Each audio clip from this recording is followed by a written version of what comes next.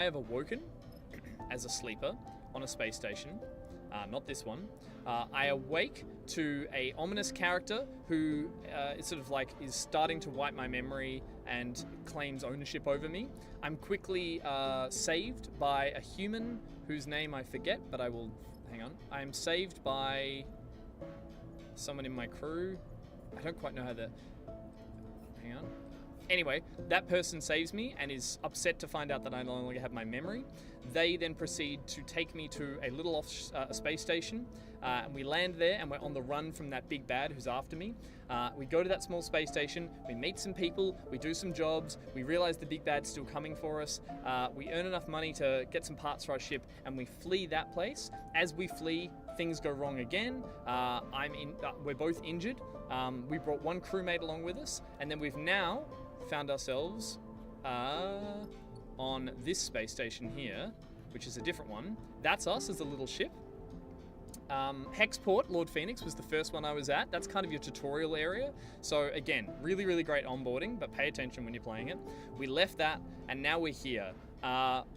The way I'm playing this is, and the way you will play this too if you do decide to play it, is that you kind of live with your decisions. It's a great game to not really want to go back and min-max and try and perfect how you play it. It is literally charge on with the story, because all the good and bad things seem to have like an awesome effect on the story. I think that's everything I can tell you. Seraphim, I think, is the name of my friend. They've gone ahead on this spaceship to find work, and I'm going to try and remember how this works. But yeah, essentially, the rig is my ship. I'm going to put me just down here. Hopefully that makes the most sense. That's everything I can tell you about Citizen Sleeper 2. Now I'm going to play it. Hope you enjoy it. Let's see where we go. I've forgotten the main story. So, we're on Spindle. It's one of the busiest stations on the Starwood Belt and an important way station, okay? Find potential crew. Freelancers tend to gather in bars and canteens, the unofficial business place of the belt. Okay. This is Bliss's Bay repair business. Spindle Core, Space... What was that? Space Commons. Pinnacle Docks, a freight interchange. And what else we got? Anything down the bottom? Oh, a hangar. The Underhang. Growing Shantytown. Ooh, let's go down there. So, I'll try and explain this bit too, but again, it's wild. You fucked up really bad, Lord Phoenix? Yeah, I did too, but I'm charging on. So what happens here is there's basically, these are the options of the things you can do in this area. You want to fill up this meter down the bottom, and to do that, you need to roll these die at the top, which you have at the start of each day, and you place them in these spots here to see if you become successful, and if you do, this will fill up the main goal of that area, and the story will progress. I guess that's the best way to do it. My skills, you can see over here, is that I do have Intuit, but I don't have Engineering. So I've got a better chance of rolling something over here. So we could wander the Underhang. The Underhang grows organically, unit after unit built onto each other by refugees. So let's wander it, and I mean, I've got a 1, a 2, 2 glitch dies, which I've just discovered. Ooh, 80% negative, 20% positive. That's not great. If I roll my 2, 50-50, let's just start with that. Nice. So it's a neutral outcome, and we've opened up, it continues to describe over here, it's Dyson Clocks. Long zero-G tunnels lead to small public bays where people gather and chat. There's something charming about this place. Let's roll, that's gonna be, I don't know if I'm doing this right. Ooh. So that was negative energy, but we still progressed, and that means the die has been damaged. I'm going to roll this one. I'm probably going to play this wrong. 50-50. Why isn't that? I assumed that dice would give me a better chance. I'm still understanding this. Come on. So we filled up a lot of the life beneath, which is the goal here, but I don't really want to roll... Oh, 2080? Do I roll it? Should I roll the 2080? What are my odds here, guys? Let's try one glitch die. Oh, yeah, but like... Okay. I'll roll this, because then what we have to do is go back to the ship and sleep to get our die back. Okay, look, we took some damage, or energy went down. That's fine. Now we can progress with the story. So we leave here. new locations discovered. We now have Nemba's Kitchen. So that's opened up because we progressed through that. So we can earn a meal, and we can impress Nemba. Nemba is too busy to spend too much time with everyone in the kitchen, but he does notice those who do good work. So again, we don't have any die left, so now I need to sleep, because I'm a citizen. So we head back to the rig, and here we can make a meal for energy, but I don't have any die left. Or we can, I forget why you sleep in here, to bring back recovery. But what I will do is, what do I get out of that? Leave that. I will just end cycle. That's a sleep. Resets all the die at the top. So we got a 6, a 5, a glitch, and 2 1s, but we're running out of energy. Sleepers be sleeping to reduce stress. Okay, but this isn't stress, this is energy, and I need to cook something for energy. So I'm gonna make a meal with my supplies. I gain back my energy, I lose some supplies, I leave, I explore, and I head to the bar. Okay, so now this is a safe gamble. So if I put a 1 die in, I think I'm not risking too much here. Let's see. Nice. Oh man, but we only get 1 portion? Is that how the numbers play out? So if I roll a 6, 1, 2, 3, 4, 5. Oh, okay, let's roll a 5. I'm assuming this gives me the 5 slots. What? Okay. How long is this gonna take? Oh, man. Okay, let's roll it all, baby. We've got enough energy. So stress, yeah, is a worry on contracts. I'm not on a contract. I'm just trying to fill some exploration around the space station. Okay, we're doing really well, but we're now out of die again. And so I'm just going back to sleep again. Some might ask, aren't you just sleeping away the story? That's what this red indicator here is telling me. I think every cycle this fills up, and by the time this fills up entirely, a major story beat will progress, and so I need to be prepared for that. A brief respite. Hexport's demise has put a barrier between Darkside, that's where we started, and the Far Spindle, that is where we are now. Lane, that's the big bad, can't follow, so for now you're safe. But that's how much time we have there. I think I'm remembering this. I also can allocate Seraphim to do something when I sleep, and at this point we need supplies, so I'm going to say supplies, and then I'm going to end the cycle. That'll give me a new die, I think. They're a bunch of good die. And a bit of story. You awake to the sound of blaring proximity alarms. You quickly unstrap from your bunk and dizzily glance around. Lane, bounty hunters, you kick off and glide to the door. So something I need to make a big point of here, which I fucking love in this game, and I love in the writing, and I believe it was in the first game. Everything in space is 0G. No, there's no artificial gravity. So in all the writing between your character and the characters you meet, there's beautiful descriptors of how they enter and exit spaces due to the 0 gravity. So it's like your hand drags along as you pull yourself upwards and launch out of the capsule into the new area. It just like, you can see it. You can actually picture it. It's personally, I just think it's some of the coolest sci-fi writing ever. And again, just the premise of the fact that they're all in 0G the whole time. Like the cover art. You saw the cover art. Everyone's sleeping in 0G. It's great. It's so good. What's Pete whinging about? All this narrative is so boring. I love story. I love story, Pete. All right, continue. You awake to the... Oh, no, we did that. As you do, Bliss pops their head around the corner. Sorry, they look a little sheepish. In all honesty, it's not my fault. Your wiring's all backwards. This is Bliss. Bliss picked us up in space while our ship was damaged and floating around, so myself and Seraphim were damaged. Bliss took us onto this, the Spindle, and has reintroduced themselves as kind of a Mr. Fix-It. We owe them some money for that, and we're currently trying to earn the money back, I believe. So we'll see how we go. It takes you a moment to understand what's happening. You steady yourself against the doorframe. Seriously? Not cool. Sorry, I'm just a little jumpy. I'm trying to play really, really... I don't want to say just good. I'm just trying to play antagonistic. I'm just trying to make everyone okay. Because it just feels like this environment is just stressful enough as it is. Everything is bound to go wrong. So I'm not ever snappy at people, and I'm not ever overly apologetic. I'm just kind of like, I'm playing it cool in space. That's my goal. So here I'd be like, sorry, I'm just a little jumpy. I get it. Bliss looks down. Didn't mean to wake you.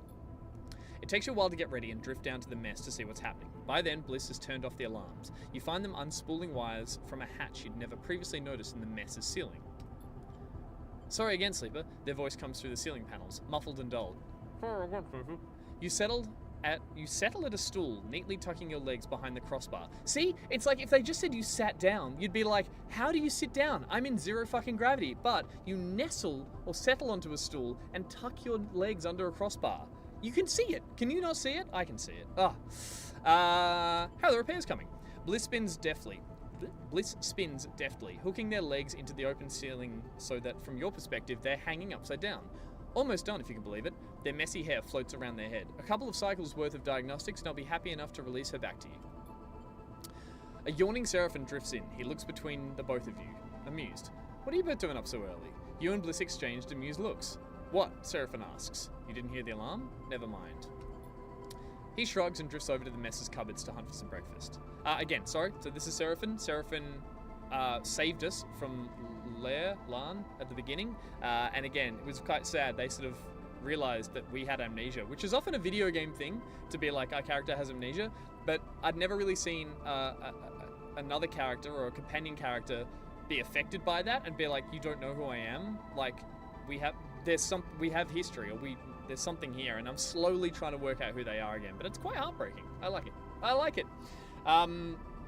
Lily Peppermint, hey everyone, it's so hot in Melbourne. I've heard it's like 39 fucking degrees, and it has been for 3 days, and it will be for 2 more days. Best of luck to you. Stay cool, stay inside, go for a swim.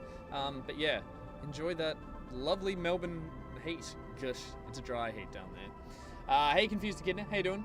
I'm really enjoying this, but apologies if I'm just talking non-stop, because that's basically what the game is. Just a lot of talking. You turn back to Bliss, but they have disappeared back into the ceiling panels. Before long, the mess is filled with the shrill screech of a power tool. Seraphim looks totally unaffected and hooks himself onto a stool, lazily sucking at a ration pouch while he taps away at his slate. The screech finally stops. After a while, you kick off from your stool. Time to head out. Bliss rushes after you, stopping you in the passageway before you can leave. I have something I want to show you. Bliss leads you off the main corridor into a corner of the ship you don't remember visiting before. You come into a room with a low sloped ceiling, a single round window illuminating some neat tool storage, and a workbench set into the wall. This is going to be a tutorial, I can tell.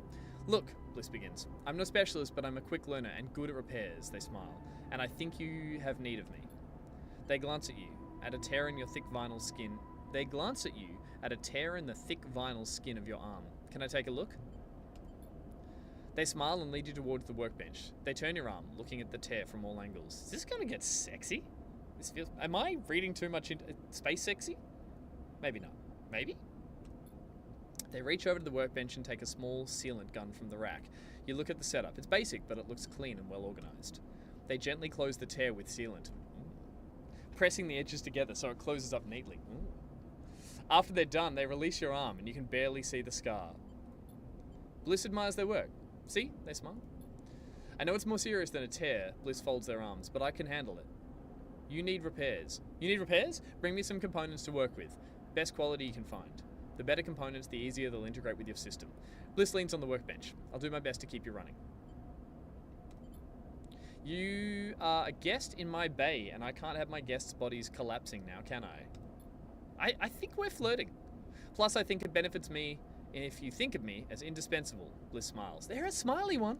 Bliss likes to smile. I should get back to fixing the ship. They leave you in the workshop among the simple tools, considering the particular qualities of your new friend. Interesting. So, a tutorial. Dice repair is now available. Visit Rig Workshop above. You can repair the dice at the Rig Workshop. You can only repair dice which are fully broken. Repairs require scrap components or rare components. The better the components you use, the less glitches you will suffer. You cannot repair dice during a contract. Okay. So we don't have any fully broken die. We have a damaged die up here, which is this one. Which I can't do. The workshop is fully empty. Okay. Well, that's good to know. Leave. We've got some die. Let's get out of here. Back to the station. Back to the canteen. Let's roll a duos. That should get us there. Son of a... Like I'm wasting die. Bliss was a character in the first game. Get out of town. Really? Yeah, cool. I mean, the first game was all set on a sort of space station that was sort of like full of space refugees and kind of I think it had a lot of moral quandaries based around the idea of who, you know, what was humanity and who deserved to stay and leave and all that kind of stuff. Here, it's kind of like a road trip in space and we're running from the law. Oh, not the law. We're running from someone. So it feels a little more traditional space adventure. Sleeper, Nemba wants to see you. You nod to the other volunteers as you wipe off your hands and clip your cutlery to the magnetic rack. So the whole time I was rolling die there, I probably should have been reading, but it was like I was progressing at working in the cantina, which is strange because any other video game would have really illustrated that with like lots of cutscenes and visuals, but there it's just like you roll the die, and right now I'm jumping forward to a time that I've now worked at that canteen for a while. And again, there's something in this game that makes you visualize that almost more than if you'd seen it. You know, it's show don't tell. It's tell don't show. That's what this game is. You nod to the other volunteers as you wipe off your hands and clip your cutlery to the magnetic rack because it would float away. Otherwise it'd float away. On your way to the kitchen in the back, it was a busy shift, and each shift seems busier than the last. That makes sense, of course. You've seen the steady flow of refugees arriving from the inner system, and most of them with barely a chit to their name. Chit is currency, not a slur. And they end up in the underhang. As you cross into the kitchen, you can still hear the rumble of the refugees' conversation through the hatch. The other chefs lead you past the rehydrators and the hand-built centrifugal oven to a small office unit at the back of the kitchen. They knock on the front door for you, then glide away to finish their own meal, leaving you to wait by it. You look around the small but carefully arranged kitchen as you wait your shift here, having left you familiar with the mix of improvised and salvaged equipment, some of which you had never seen before you came here. That's a long way of just going, you go to the back of the kitchen. Again, props to the writing in this, gotta love it. Come in, Sleeper. Nemba is perched at a desk, uplifted by a small transparent terminal screen, reading glasses perched on the end of his nose. You've seen Nemba before, but not as much as you'd imagine you would while working at a place called Nemba's Kitchen. Even though there isn't a proper sign out front, everyone in the underhang knows his name. It's so vivid. It's so good. Where are we? The man himself is more of a mystery. Apart from the occasional barked order in the busy kitchen, he's little more than a blur to you. Why do you work here? He barely looks up from his terminal screen, the scrolling text reflected in his lenses. So we're looking at him there. Is he like... He's like mixing dough in space, I'm assuming. That checks out. I want to help, the food is good, I like to stay busy. Nah. Nemba stops scrolling the screen and looks over his glasses at you. You do well here, Sleeper. You're fast, precise, you're doing good work. He goes back to scrolling. Thank you. Nemba lifts his hand in response. That's my worry, Sleeper. Good workers like you, they move on fast. He leans back and looks at you. 10 cycles, maybe more, even less. Maybe less, and then they're gone. And the team gets used to having them here, gets used to working at that pace, and suddenly they have to work differently. They have to pick up the slack, change jobs, change stations, and a few of them think, well, maybe it's time I moved on too. So what I've found is good workers are trouble, especially those who come and go like you. He pauses, watching you. I am moving on, I'm not staying here. Like, that's a given of this game. I'm literally on the run. What is going on with my hair?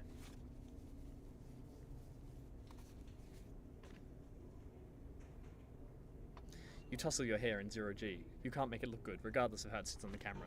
You think, fuck it, I'll just fluff it up like that. Sort of. Let's let him speak. This place it runs on consistently, Sleeper. Those that turn up every cycle, good or bad, they get the people fed. He takes off his reading glasses, inspecting them for smudges. Let's be honest, this ain't you. So let's cut to it. I can't use you in the kitchen anymore. You're done. I just got fired? But there is a place also, this place also runs on all those machines out there. On the suppliers I can rope in. The donations. Feeding refugees from the inner system is logistics as much as it is chefing. He shakes his head, which is why I'm cooped up in the back. So maybe you're gone. I never see you again. Okay, thanks for coming. Well, soldier on without you. We'll soldier on without you. But maybe you still want to be useful. Maybe I heard you have a ship. He smiles at you. Yeah, maybe I heard you chatting. And maybe I have a little something. Maybe I have a little something held up in a place only a ship like yours can reach. I negotiated the purchase of some valuable inner city system spores from a group that came from here, but they somehow ended up at the depot in Greenbelt. Nemba sighs. So if you head to Greenbelt and you find the delivery and you bring it back, well, Nemba looks at you pointedly, that would be helping. That would be the kind of helping a good worker, even an inconsistent worker, might be able to offer me. Nemba squints at you. Seems like the kind of thing that someone genuine, someone who wants to help for real might do, don't you think? He doesn't wait for your reply, but it also seems like the kind of thing that might sit on a list of priorities for so long it disappears and never gets done. That does sound like me. I've seen that happen too. I guess we'll find out which it is. He deftly places his reading glasses back on his face and continues to scroll the screen on his terminal. You know the way out, sleeper. You turn in the doorway, slightly taken aback, and then it slides shut behind you. You glide out through the kitchen, through the improvised canteen and the people eating and chatting there, and into the cold underhang passageway beyond. All the time considering what you might do next, and recalling that persuasive glint in Nemba's eyes. Also, I don't know if this is a thing, but like, I feel like the music like increases at emotional beats in this game. I've definitely hit moments where it feels like the dialogue is particularly poignant and suddenly the music is like swelled behind it. I don't know if that's built into the game, but it works every fucking time. I love it. It's so good. You're good. Too good. Okay, so based on that, we can now potentially do a mission? I think, oh no, hang on. Let's go check. If we go back here, deliver spores. Nemba's place is as busy ever, so we need to get spores. Oops. But I don't know how to. This game does not hold your hand. Meanwhile, we need to repair the rig. That's just happening here, and I think that's happening based on how much we're doing around the ship. The rig is mostly patched up, but Bliss wants a few more cycles to run a few final tweaks. Okay. How do I do the spores mission? Because my thought was that becomes... Here we go. Help Nemba. Nemba has delivered the spores... A delivery of spores that is held up on Greenbelt. Get the spores from Greenbelt. We can do that. Now we can go to the map. The rig has been severely damaged. You cannot travel until the repair work is complete. Ah, I see. Okay. Explore Fast Spindle. Where's that? Whoop. What's going up here? Get rid of that. Get rid of that. Okay, we can use some dye up here. We've got plus interface because we're like a hacker droid versus you can be a heavy droid that does more physical stuff and you can be a super light, I say droid, sleeper. Alright, let's head up here. We can study the manifests, and the goal here is the pinnacle docks are vast and filled with freight haulers and stevedores. This is not an easy place to wander. With so much freight flying around, it seems safer to cozy up with a terminal and study the manifests and learn this place. Okay. Look at that, 100% positive, because we're interface skill proficient. I don't know why that's in red. That feels like it should be a warning. Uh-oh. No, that's good. And now... I don't really know. What are the numbers on the die?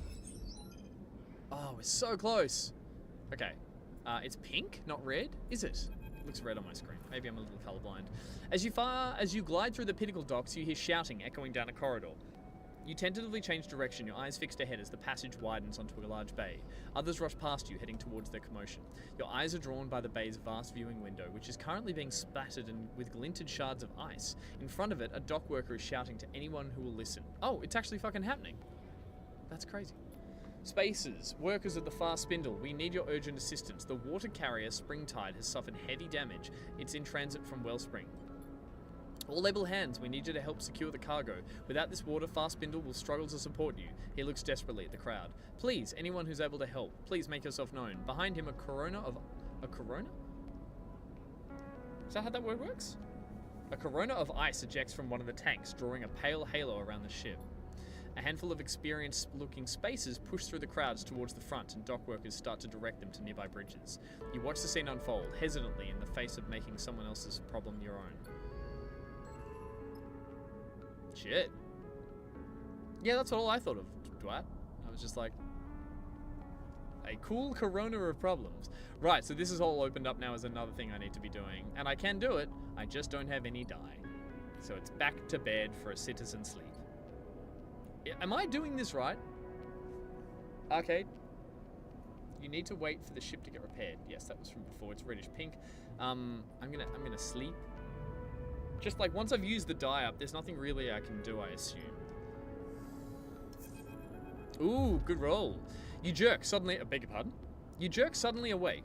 A fragment is lodged in your mind, a shard of a sound, a signal, a tone. It resonates like tinnitus, obviously internal, inescapable. You look down and see your hands blurred, your fingers dancing as if you were typing. Your fingers flap like caught birds. It takes all your focus to settle them. You force yourself back into them, and a sensation like squeezing on a tight pair of gloves. You flex your hands a little to feel them, test them. What was that? You take a deep breath to calm yourself, but as you do, you are reminded that you don't need to breathe. It is a claustrophobic sensation you cannot shake. You get up, push off the wall, pull on your clothes, anything to escape the dreams that hover there in the back of your mind. Seraphin drifts in casually, heading to his bunk to grab something. You can't shake the strange sensation that he has just drifted into your mind. He shoots you a glance. I said, "Are you okay?" He gives you a concerned look. You look terrible. You mumble a response. You need to talk to me, Sleeper. Seraphin gives you a look. He sighs. I know something happened back when we were leaving Hexport. Explosion? What do you mean? I don't know. What do you mean? I saw it, Sleeper. Something changed in your eyes. He paused, looking for the right way to explain. They were cold, fixed. I'd never seen that before. He looks away. Back when we first met, I knew at once you were human. I knew because of your eyes. I'd never met a Sleeper before, but I knew immediately that you were no machine. It was obvious. But then, on the rig, he shivers. I couldn't see that anymore. But I am a machine! Yeah, this is messed up, because I'm technically a human consciousness in a robot. And so I occasionally remember that I don't need to breathe, and... yeah, it's wild. I don't know what happened. What did it feel like? He gives you a curious look. I can try to identify it, which means I put it... that is based on my skill set. Let's fucking do it.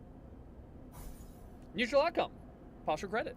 You close your eyes and recall the moment you remember Lane's voice, the rig, hot and close. The numbness. And then you see it, glittering in the non-space of your mind, thin and bright like spider's silk, a thread. Sleeper, Seraphin's voice interrupts you. Your thoughts. You open your eyes to his irritated face. Are you even listening? We need to get you checked up. We need to know what's happening. Seraphin gives you a stubborn stare. This isn't just about you. But where? I've been asking around. Seraphin's face is set with determination now. There's another station near this one. Flotsam. It's a mess, an accumulation of wrecks and docked ships, but it also houses some of the best artifices in the wash. We should go there as soon as the rig's ready. I'll think about it. Okay, I'll go.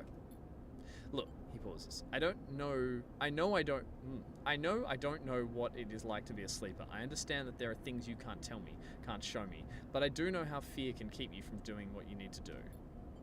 I'm not going to nag you about it, but it needs to be done. He passes by you as he leaves the bunk, squeezing your shoulders as he does, leaving you to your thoughts. A little shoulder squeeze to make sure I'm okay. You finish getting dressed. I wasn't dressed! Feeling your body, its strangeness, even though you wish you didn't. At the very least, you think you need to find someone who can stop you falling apart. Maybe Flotsam is not such a bad idea. The music! It's doing it again. You push the thought to the back of your mind. There's a cycle ahead, and the rig isn't ready. When is it? When it is, then you'll see. Beautiful! Oh! It's so lovely in the way it just...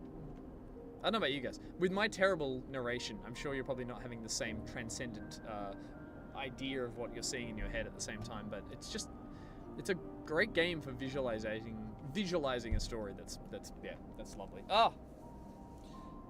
I need to read more books. Alright, let's explore. Let's go and finish researching up here. So there we go. I'm glad you're enjoying it. I love it so much. If you couldn't fucking tell. This is cool. It definitely takes a little bit to warm up to and think like, can I play a game that's just clicking and reading? Which is a lot of games, but at the same time, once you're in it, you're in it. Done. The Pinnacle docks are vast and filled with freight halls. Yes, we know that already. You feel like you've had a good sense of the key locations of the docks. New location discovered. Is it this? Infamous gambling barge? Hey! Venture bar shift. So I could do some shifts here and become a gambler's friend. Or leave and deal with this shitstorm of a show up here. So this is something I need to help because it seems like there's actually, it's adding a countdown to the space station to say that potentially, if I don't do it in time, the Springtide's precious cargo of water is being lost. Without it, the fast spindle could be in trouble. So I feel like we need to prioritize in this. Plus I've got a bonus here. So if I roll this plus my bonus, I'm going to potentially get a Peter. Oh, fuck. Hello. What's that? Oh, God. What are you feeding me? Thank you. That was the weirdest way to get fed a lolly. I appreciate it, though. Bye. Peter just gently and slowly fed me a lolly. That's weird. TJ Grella, hello from a hot tub in Baceno? Where the hell are you? More description, please. Yeah. So I need to hire Gus to read this game as I play it. I mean, you could. I'd do that. An audiobook version. Yeah, it's weird that there's no voice acting. Just, I know that's a lot of work. But like it would be a lovely option. There's some talented voice actors who could really enjoy this, I'm sure. Baceno is in Tassie, Gus. Is everywhere in Tassie at the moment? It's a solo dev? Fuck off. Wow. Bitch, no. Oh, you're in Bitch? No. Bitch, please. And you're in a hot tub. Wonderful. I hope it's colder than it is in Melbourne, at least. 'Tis on the east coast of Tassie. Not that exotic, but you're in a hot tub, so, I mean, that makes it exotic. Love it. Oh, why is auto mod? Stop that. Okay, let's fix this. Let's reroute the flow. A tech team from the dock authority are working to reroute the flow of the Springtide's water, saving as much as possible. Radio, allow me to help. Cool. Almost halfway there. You managed to get some of the tanks connected to the fast spindle itself to start the pump of water into the reservoirs. Uh-huh. Fix it, fix it, fix it. Not as much as I wanted, but let's do the old 6-side die. Plus, plus. Oh, so close. It's an outdoor hot tub in the bush at a friend's shack. That sounds fucking delightful. And what am I on, a phone right now? I'm assuming that. Or do you have a TV set up next to the outdoor hot tub? In which case, mwah, love your work. Alright, leave here, back to bed, back for a little citizen nap. Everything's fine. We could maybe make a little bit of energy. And we've got supplies being sourced. Let's cook up a meal. There we go. Back, end cycle, and sleep. They hired people to do the art and the music. Not sure if they could help with other stuff, but yeah. Gareth Damien Martin is the main creator. What a talented, talented person. As you drift lazily down to the ship's mess, you hear raised voices. You steel yourself for a moment at the entrance, then slip inside. Seraphin sits, hooked onto his usual stool, his state glowing beside him. Slate, even. He's shaking his head as you enter. Bliss, meanwhile, is floating freely and gesticulating sharply as they explain something important. I don't see why not, Bliss chops at the air. It's not like you have an alternative. We can get the cryo. It'll just take time. But we can get it. That was the deal. Seraphin speaks calmly, trying to placate Bliss. Sleeper! Bliss spots you entering, and they turn to Seraphin. Let's see what Sleeper thinks about it. About what? They both fall silent for a moment. Seraphin sighs. The rig's ready, Sleeper, Bliss gestures around the mess. I fixed it. Hell, I've improved it. She's purring thanks to me. Now, wouldn't you say, having done such an incredible job, I deserve to be paid properly for my work? A calculated look crosses their face. A refit and a retune like this would typically cost my clients hundreds of cryo, even if I was feeling charitable. Seraphin sighs loudly. He knows where this is going. See, I could make you pay, and maybe you could even scrape the cryo up, but not without taking a contract and taking this ship off station, leaving me in the lurch. We wouldn't do that, Seraphin starts, but Bliss holds up a hand to shush him. Which is fine to do. If you need to shush someone, you can do it. It's not rude. So I have a proposition, one that clears the debt completely. They pause. I'll turn around the open sign on this little bay of mine and join up with you. You keep me in the work, you give me my split, and give me my transit to wherever you are headed. I'll even keep this rig of yours working for free. They shrug. What could be better than that? Us paying and being on our way, with no hangers-on. Seraphin folds his arms and looks at you. Tell them, Sleeper. I'm sorry, Bliss. We can pay you eventually. Actually, we could use the help. So this is interesting. One of my goals right now is to is to actually get crew. Goose, can you do your Barger impression? Which character would you like to be? You can be Seraphim. How you doing, buddy? One of my goals is to get crew. So the fact that this person is saying I will be your crewmate and you don't have to pay for the job, I think it's going to force me to do that anyway, but I'm going to lean into this and say, actually, we could use your help. Bliss grins at Seraphim. See? Sleeper gets it. You can use my help. I'm an excellent engineer, a tidy shipmate, and a half-decent chef. I'm done with the fast spindle. I'm done taking not enough jobs for not enough cryo on the station where I know nobody. They pause, satisfied. You're welcome. Seraphim holds up his hands. Look, we bloody appreciate it, mate, but we're on the run. Bliss, trust me, you're better off here. That was my Barger impression. You're all bloody welcome. He gives them a serious look. Even telling you this could put you in danger. Bliss pauses. Then they start laughing. On the run? They shake their head, smiling. You expect me to be scared off by that goofy shit? It's true. Bliss just shrugs. This system's at war. The belt is spiraling into a crisis. Everyone's got something. I know you were at Hexport. Seraphim looks at them open-mouthed, searching for a retort. What happened there? Who's to say it won't happen there? It won't happen here. I'm not sitting around waiting for this all to play out any longer. They take a deep breath. Something has to give. Bliss turns to Seraphim. Look, you've done your due diligence or whatever. You are on the run. I've been warned. I accept the risks. That's it. They are making it very easy for us. Thank you, TJ Grail. My hair's gone a little crazy today, but thank you for appreciating it. Pretty accurate. Glad you all you'll think I'm pretty spot on. I mean, I worked with a guy for only like 10 years, so it's bound to get a little... I'd like to hear his impersonation of me. Can anyone do a Goose? Like, you know, field reporter Goose, accurate. It's a tough impression. Even I struggle from time to time. At the end of the day, your ship is clamped into my bay, so unless you know my encryption protocols, there's not much left to discuss. Seraphim shakes his head, a small smile crossing his face. They've got us there. He looks at you, and then at Bliss. Looks like we've gained a crewmate. He unhooks from his stool. But I'm not moving to the engine room. And he drifts off.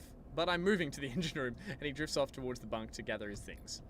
You and Bliss exchange a nervous look. Sleeper. And I say, welcome aboard.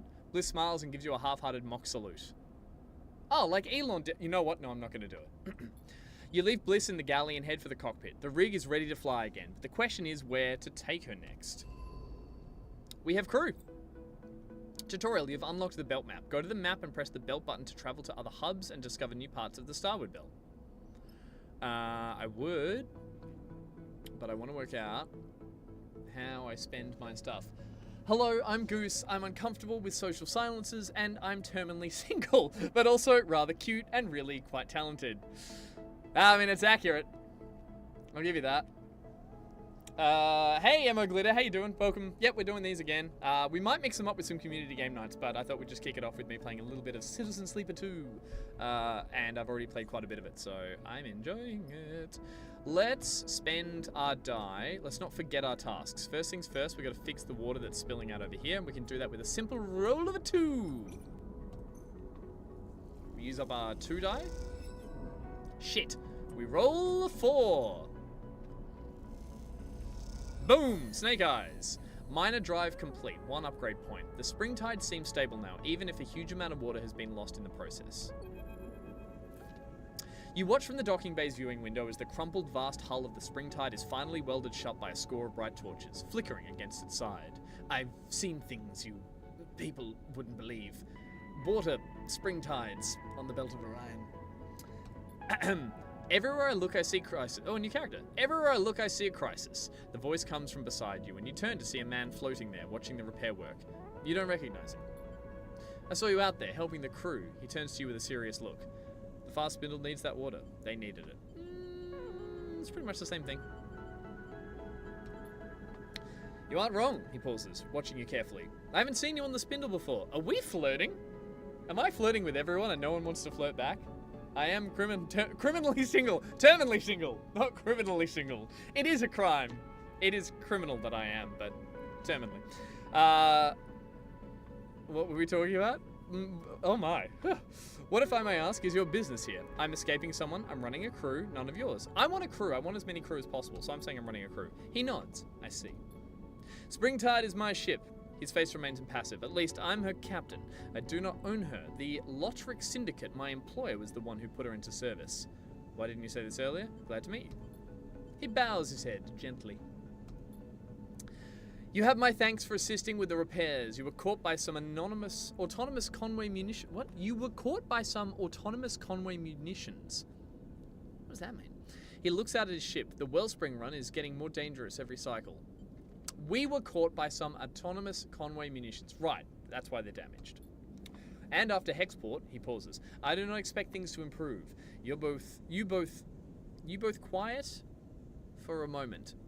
Right. You both quiet for a moment. The loss of the station still inspiring silence in anyone who mentions it. Tell me, Malik meets your eye. As a sleeper, do you feel you have advantages over others, or does your particular condition provide only weaknesses? I'm not answering that. Apologies. Malik gently raises his hand. You are only the second sleeper I've ever met. I ask because you have impressed me. He gestures towards the Springtide. Your work on my ship only evidences your ability. You far outperformed even my own crew. He looks at you, angling his head in deference, in conditions that are usually deadly. Sadly, despite even your good work, our losses have been great. So I'm firing you as well. And the administration at the Fast Spindle are not happy. We are to be impounded here until the Lotric system fulfills the agreed water freight. He frowns at the crumpled-looking ship. This war continues to pressure the belt. What will you do? Oops. I skipped a bit. This is where you are needed, Sleeper. Malik folds his arm. My crew tells me you have a ship. You have workers. This is what I need. As we fled from the convoy attack, our navigator registered something of great interest. A water-rich asteroid, one I believe is previously unknown for the syndicates. He comes a little closer. For now, I've sworn him to secrecy, as I must you. Are we flirting? But if this asteroid could be surveyed, its value confirmed, it would more than make up for the shortfall of the Springtides. He pauses thoughtfully. So tell me where it is. How does this involve me? Let him continue. I want you to survey the asteroid for me. It's a simple enough job, but its location so close to the edge of the wash is problematic. However, you have shown yourself to be very competent. If you are careful, there's no reason you shouldn't have no problems with the convoy. I'm not very careful. This guy is flirting with me. Thank you. Do not pass go. Do not collect $200. Or any other hostile party for that matter. Hostile party? Question mark. Malik shrugs. The wash is where the orbits of the inner system and Starwood Belt conspire to bring vessels, objects, and all kinds of wanderers together. It's a territory of opportunists. I will, of course, reimburse you with a portion of the fee for the Fast Spindle administration of withholding from me. 250 cryos is my offer. The Lotic Syndicate only cares that its water is delivered and it feels paid for. I am free to make sure this happens in a timely and effective manner as I see fit. Malik passes you a thumbnail drive. Here are the details of the tests. On the test, I need you to run for the survey. A sample core of ice from deep within the asteroid should give you enough material to work with. You notice a member of the Springtide's crew waiting quietly in the distance as Malik nods to them discreetly. This is a delicate matter, Sleeper. Survey the rock and on your return broadcast the results to my personal terminal. The frequency is in that data. He pauses, meeting your eye. The results go to me, only to me. Then, once the matter is resolved, you will be paid. I'm needed, sorry. I'm needed, he nods to the crew member, but I expect you have all you need. He pauses. I have enjoyed watching you work. Sleeper, impress me again. And with that, he bows a little and drifts away. Just...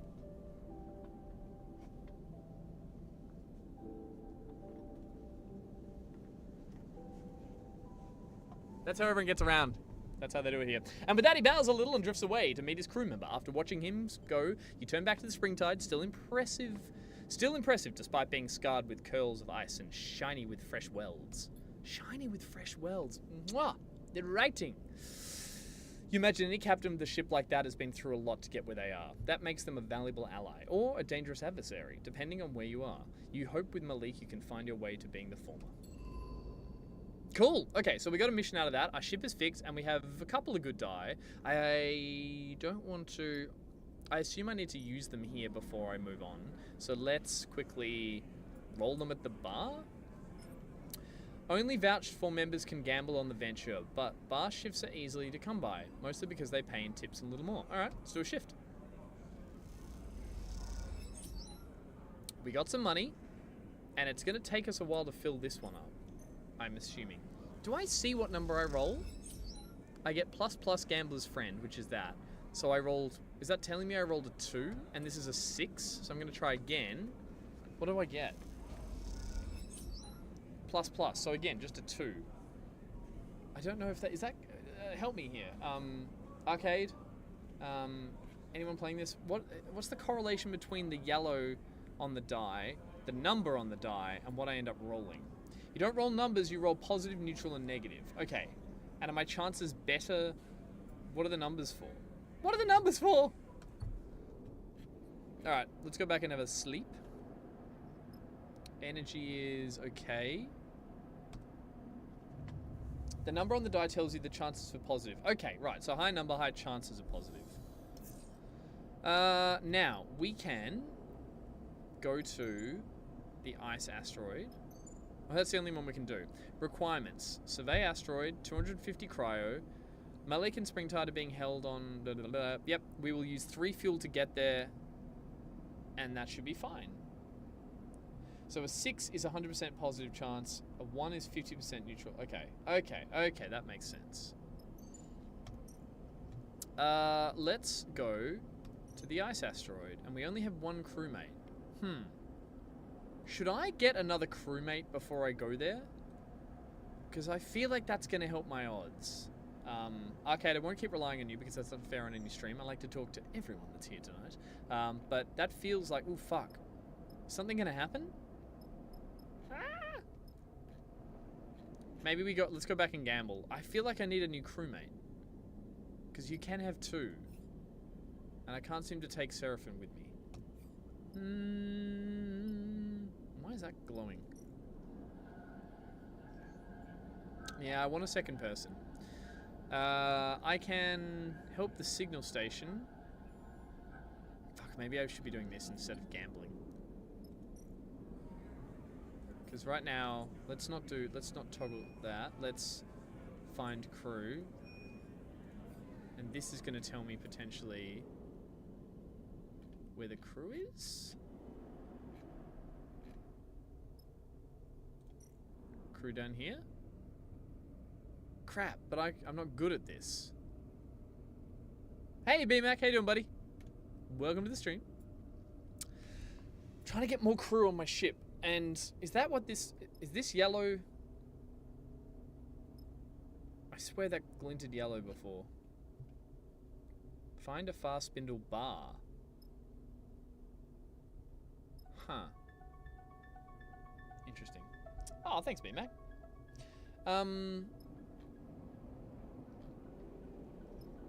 Okay, here we go.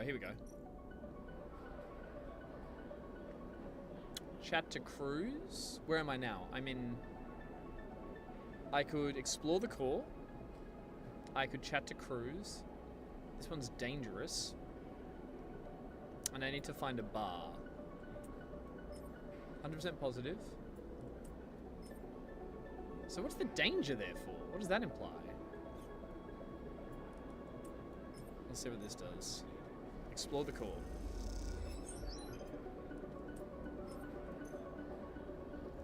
Come on. It's alright, we're fine. We're just running out of energy? Don't run out of energy. Oh no, I'm stressed. You've used all your energy and you're now starving. While starving, you gain 1 stress per cycle. Ugh. Let's finish what we're here for. Done. The fast spindle lives up to its name, its tall stature making it a real effort to travel from end to end. The locals' solution to this problem are transit tunnels, massive tubes bolted onto the outside of the spindle that allow for rapid passage from bottom to top. As you find yourself in one of these cavernous passages, bulky cargo haulers rushing by, you start to wonder if braving them is worth the effort. Back up! The shout rattles down the bare transit corridor like a gunshot and is rapidly followed by a crunching impact. You spin back, pushing yourself against the side of the wide cylindrical passage. As you do, a hauler glides past, sending a ripping wave of air across you in its wake. When the roar subsides, you hear a string of expletives coming from nearby. A spiky-looking figure clutching some oddly shaped open-frame object gestures wildly at the vehicle as it glides away. Kate? What's your name? Dickhead! Oh, Dickhead, she spits an impressive glob of saliva down the tunnel and it spirals in 0G. She turns to you in her anger. You see that? Tried to slam me into the wall. Total dickhead. She nods firmly. No shit, haulers hate us. She sniffs and looks you up and down. Not supposed to be in the transit system without a vehicle. She squints. Not like I care, but maybe you do. What about you?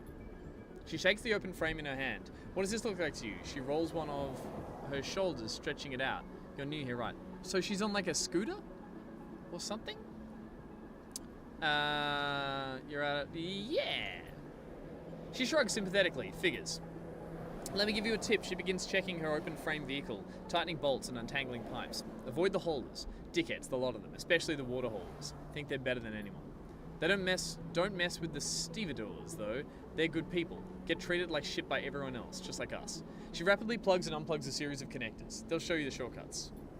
She looks up and never ever get in a Spindlejack's way. She smiles, spinning the vehicle in her hand. Thanks. She nods. All right then. She pauses, considering something. Then suddenly she reaches into one of her many pockets and pulls out a small transparent rectangle punched with holes. Text glints within it, reading Cadet, Stripline Express. You take it. So her name's Cadet? You take it.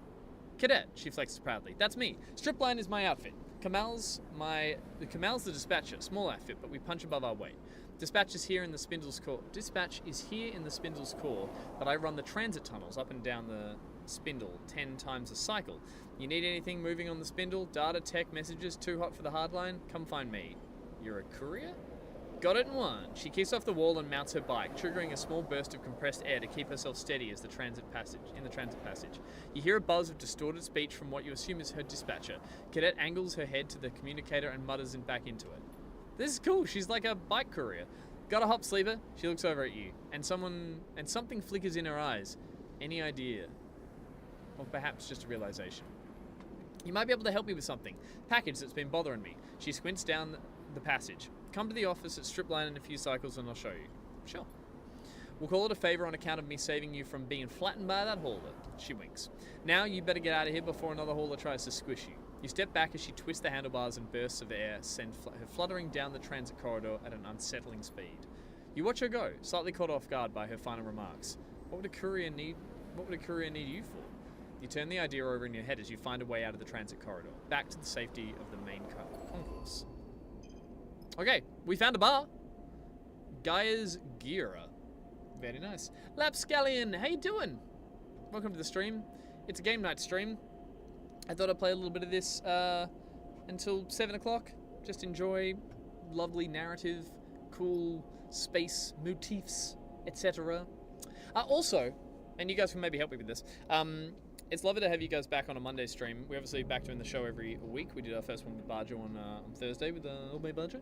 And we're cracking on for another year of Back Pocket. However, apparently we're only 14 followers from having like a rounded out number on Twitch. Now, we don't usually do the whole like, you know what, I'm even going to the main cam.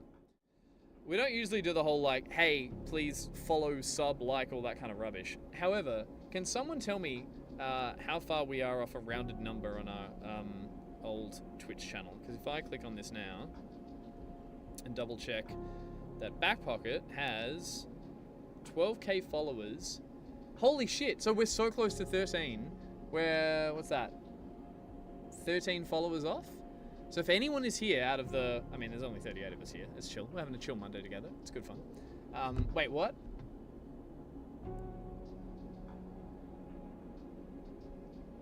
$13 from 13. That's it. So I'm assuming everyone here already is following, but, you know, it's worth doing a little shout out, a little call out. Be like, you know, create 13 new accounts. Thank you, NJ. That'd be lovely. But don't do that. Don't do that. But if you got another email, get on it. Anyway, let's see if by the end of this stream we can get to that. Back to the game. All right, to the bar. We can buy kelp cakes for money. We can order a rack, a seaweed-based liqueur, and getting racked. The freelancers of the fast spindle seem cagey, but spend enough time at the local bar and they'll warm to you. All right, we're gonna buy a rack. Bit of energy, doesn't hurt.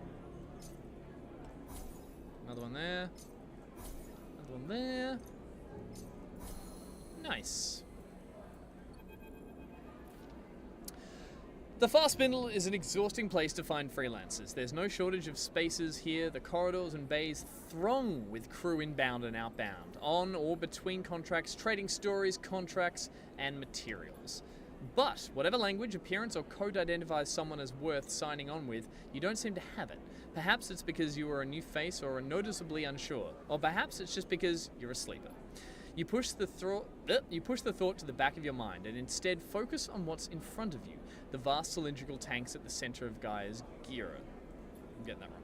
The first time you entered the bar, you floated open-mouthed, much like the new arrivals do, at the side of the huge kelp stack, the biggest you've ever seen. Now, your eyes fixed on the fronds of seaweed that have wave in the circulating water beyond the curve of the dirty glass, you find it impressive. You take a sip of the harsh, saline-scented rack from its magnetic vessel, secured to the bar. The cups are secured down because you're in 0G. I love this. I love this. As you suck on the straw, your eyes following the shifting fronds. You hear someone clearing their throat beside you at the bar. Hypnotic, isn't it? The voice is low and rumbling and comes from the large figure on the stool next to you. The fluorescent lights behind the bar glint in his eyes, shining up into his wide, rough face. I've heard you're hiring. The figure turns to face you. You don't recognize him, but it's shifting light of Gaia's Gaia that isn't surprising. What? But in the shifting lights of Giri's Gaia, that isn't surprising. That's right. He smiles. Well, today's your lucky day, my friend. He clicks his drink to the magnetic bar with a swift clink.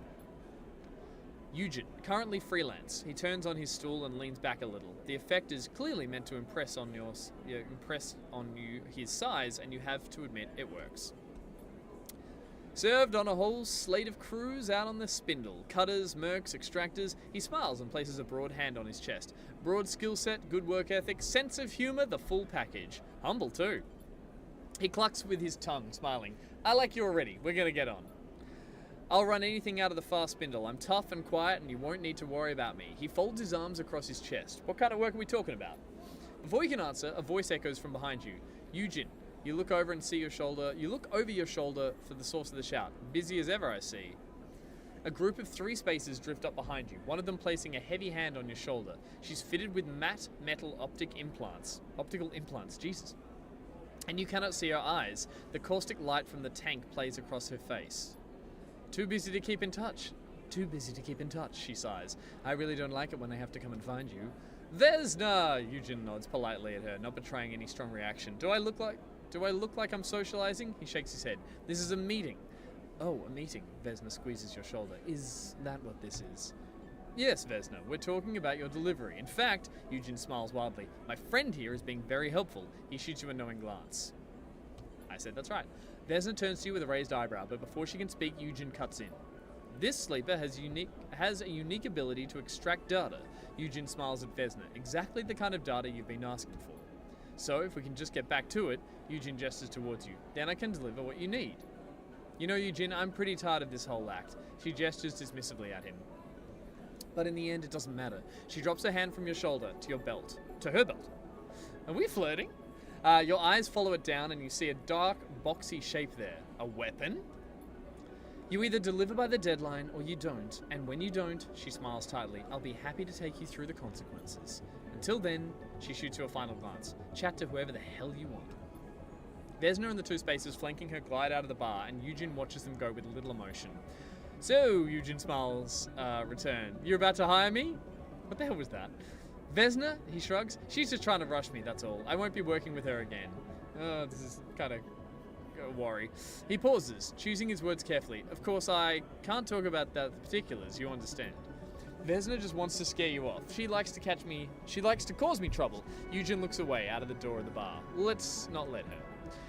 He pauses, in silence for a moment, still looking away. You try to get a read on him, but his face is blank. Only his glittering eyes hints at some rapid internal activity. He turns back to you and meets your eye. A sudden shift in his manner obvious. If you need crew, you need work. You need to work. If you need to work, you need cryo. Is that right? He doesn't stop for your answer. Well, I can offer both. Hard work and a good contract with a good payout. You take me with you on this job of mine, and we split the take. He looks down, thinking, hell, if you do, I'll consider signing on long term. He smiles. Think of that. No more recruiting. What's the job? Salvage, he leans in. I don't know. I know of a wreck untouched by the local crews which recently turned up in the wash. It's just a little sunward from here, but its disabled transponder makes it invisible to anyone who doesn't know it's there. Had to squeeze the location out of a contract, but I'll share it with you for a straight split. Take me and your crew and we'll claim it all. It's going to be a good payout, he winks. A really good one. Hey, you know what? I'm too tired to mess around. I think we just bring him in. And he's flirting, NJ, I'm sure. It is, he smiles and leans back. I'll be ready to go whenever you like, Eugen pauses. As a show of good faith, I'll also fly it with you on any job from the fast spindle, but I'm not leaving the station with you yet, not till we get my job done first. After that, we can talk about flying together. No need to rush into it. He shakes your hand firmly, his palm rough and pitted. Then he turns back to his drink. You slip out of the bar, looking to see if Vesna is nearby. You don't spot her among the passing crews, but you can't help but imagine eyes on you in the bar. You shake it off, having become familiar with your feeling of being observed. What matters is you found yourself a crew member and a contract. Whether either will come good, however, remains to be seen. Excellent work. Look at all the yellows. We've done all of that, and potentially I need to use some points here to upgrade something. And at this point, I'm feeling like I really want to upgrade my interface. I can't do Endure because of the class I picked. However, I just want to go hard on interface. So let's do it.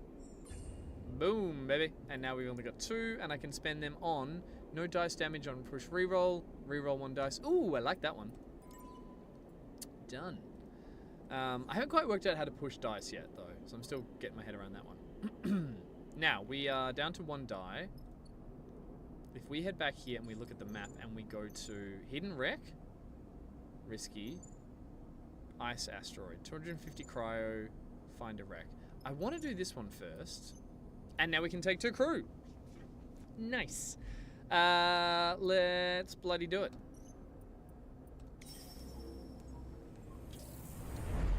So these are the mission parts, which are a little different to obviously exploring. The asteroid looms large in the cockpit's glass. Light glints off the sheets of the surface ice, the same glints that must have caught Malik's attention when he was fleeing the Conway countermeasures that damaged the Springtide. There's been no sign of Conway drones or mines, but that hasn't stopped Seraphin being cautious in his approach. You have to admit, you found yourself searching the black void of space for a telltale blinking red beacon too. We're close enough to jump down to the surface. Seraphin looks down the engines. I don't see anything on the scope, but I'll keep her warm just in case. Thanks. He nods, without looking up from the controls. You unclip from your seat and kick off towards the airlock. The scale of the asteroid is troubling, but Seraphin assured you on the journey that surveying it would be easy enough. Just take a sample from the deep ice for testing. The problem, he said, is getting down that deep. You'll have to cut away at the ice, dig yourself a hole, and in doing so will create fractures in the shelf. The asteroid may be big, but it's held together with only a weak gravitational force. The more ice is cracked away, the less there is for Fast Spindle to harvest, something you doubt Malik will be happy about. You push the worry to the back of your mind and get suited up. The lock cycles, and you find yourself staring out at the glinting surface of the asteroid. 1 second, Sleeper, Seraphin's voice comes over the comms. I'm seeing something here. Some kind of man-made shaft on the far side of the asteroid. Might be worth a look, but remember, the survey is our priority. It comes first. You can almost hear his eyes roll through the comms. Don't get distracted. You squint at the rock and spot a dark recess just over the curve of the asteroid. That'll be the distraction then. You refocus on the ice sheet. Time to get started. Okay. So, the first one of these, I fucked up. I did a contract, everything went wrong, and the main reason that happened is because I got distracted trying to do too much at once. So I just want to focus here. We can go to the ice sheet, or we can go to the frozen shaft. Chat. I know this has been a very passive stream thus far. You guys are just enjoying your Monday afternoon, listening to good old Gus here narrate some fine sci-fi narrative for you, but I need your help. Ice sheet, frozen shaft. I need a drink of water because I'm talking so much I'm losing my voice. I'm going to walk away from the screen for 1 minute. When I come back, I want to know what we're doing. Ice shaft. No, ice sheet or frozen shaft. Go.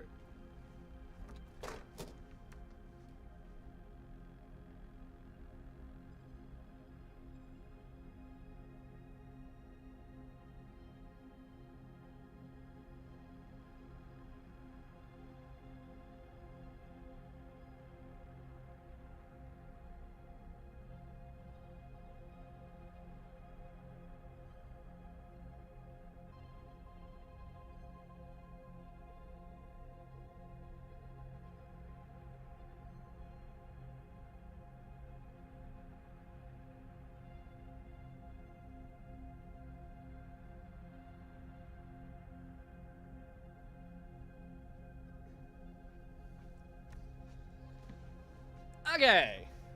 Sheet or shaft? What are we thinking, people? Shaft it. Shaft. Shaft? Really? Guys. We're going to the shaft. I think we should look at the shaft. BMAC, NJ, Blinky, Snail. What do you reckon? You said sheet or shaft. What's your vote, Snail? So far, shaft is winning. There's more of you here, I know it. Stop creeping and give me an answer. Shaft or sheet? Dolphin Pants says shaft. I think we're going down the shaft. Grim. Alright. Don't use that excuse, Snail. Come on. Shaft or sheet? Shaft or sheet? I mean, I was gonna say, we don't need a poll. It feels like we're, getting shafted. Alright. Violet? Come on. Let's have a look. I should have probably checked them. We can't do this one because we don't have Endure, but we do have Intuit. Okay, hang on. Does the other one use interface? Fuck, it does! Guys! I'm gonna fail. I just upgraded my interface. Can we not fuck this one up? Can we switch to... I'll do both. I'll do this one, then the other one. How's that sound? Look at you...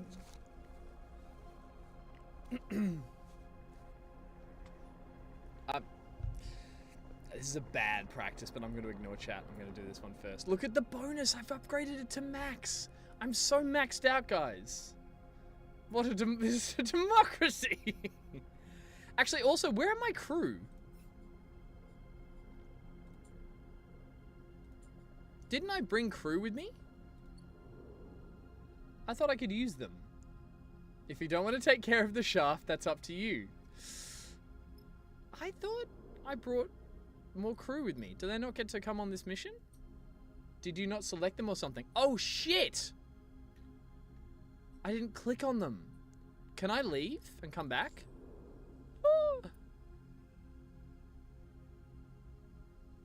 Fuck. Okay, we forgot to bring crew at all, which means I'm going to have to do this one on my own, which means I'm going to do it the safest way possible and get the fuck out of Dodge.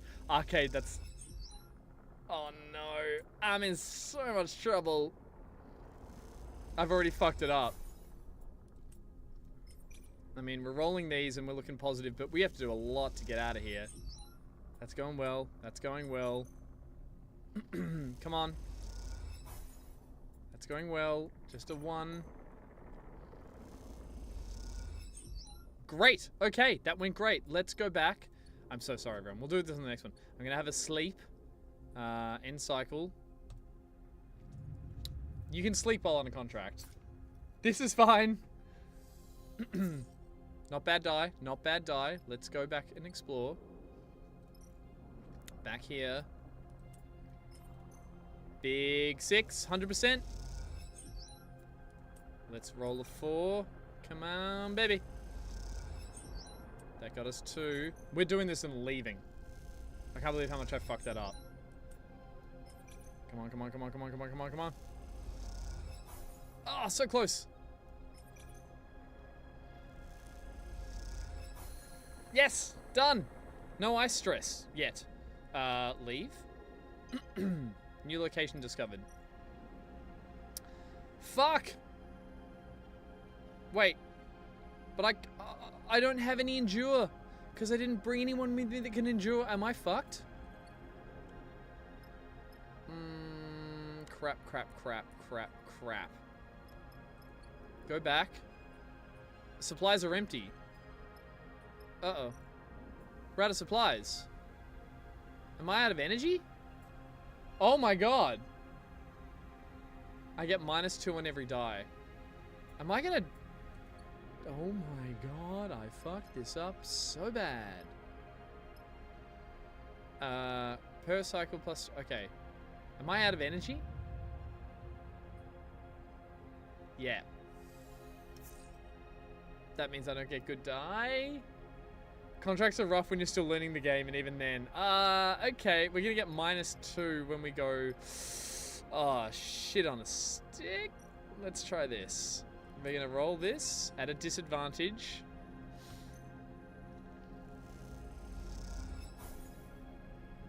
+2 is okay. Oh god. Oh god. I stress. I stress. We're gonna roll so much more.